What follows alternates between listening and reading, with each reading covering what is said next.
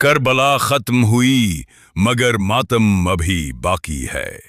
12 محرم وہ دن ہے جب کوفہ کی گلیوں میں اہل بیت کے قافلے کو ننگے سر بے کجاوہ اونٹوں پر لایا گیا۔ حضرت زینب اور امام زین العابدین کو قید کیا گیا۔ شہزادیوں کو ظالموں نے قیدیوں کی طرح بازاروں میں پھرایا۔ کوفہ کے دربار میں یزیدی گورنر ابن زیاد نے گستاخانہ سوالات کیے، مگر بی بی زینب نے خطبہ دے کر سب کے ہوش اڑا دیے۔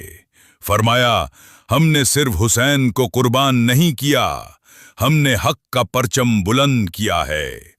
لوگوں کی آنکھیں اشک بار تھیں، کچھ کوفہ والے شرمندہ ہوئے، کچھ رو پڑے، مگر ظلم کا سفر ابھی باقی تھا۔